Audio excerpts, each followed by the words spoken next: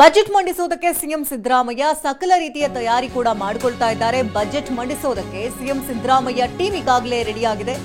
ಇಂದಿನಿಂದ CM Siddaramaiah budget ಪೂರ್ವಭಾವಿ ಸಭೆ ಕೂಡ ನಡೆಸಲಾಗುತ್ತೆ. ಫೆಬ್ರವರಿ 16ರಂದು ಬಜೆಟ್ ಮಂಡಿಸಲಿದ್ದಾರೆ ಸಿಎಂ ಸಿದ್ದರಾಮಯ್ಯ. ಅದಕ್ಕಾಗಿ ಪೂರ್ವಭಾವಿ ಸಭೆಯನ್ನ ಕರೆಯಲಾಗಿದೆ. ಇಂದಿನಿಂದ ವಿವಿಧ ಇಲಾಖೆಗಳ ಜೊತೆ ಸಭೆಯನ್ನ ನಡೆಸಲಿದ್ದಾರೆ ಸಿಎಂ ಸಿದ್ದರಾಮಯ್ಯ. ಇಂದು 10ಕ್ಕೂ ಹೆಚ್ಚು ಇಲಾಖೆ ಅಧಿಕಾರಿಗಳ ಜೊತೆ ಮೀಟಿಂಗ್ ಕೂಡ ನಡೆಸಲಾಗುತ್ತೆ.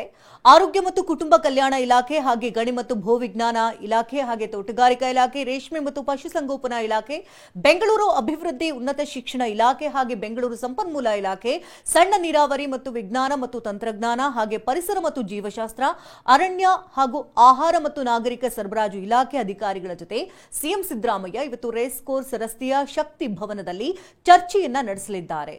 ಈ ಬಾರಿಯ ಬಜೆಟ್ ಯಾರಿಗೆ ಸಿಹಿ ಯಾರಿಗೆ ಕಹಿ ಅನ್ನೋದನ್ನ ಕಾದು ನೋಡಬೇಕಾಗಿದೆ.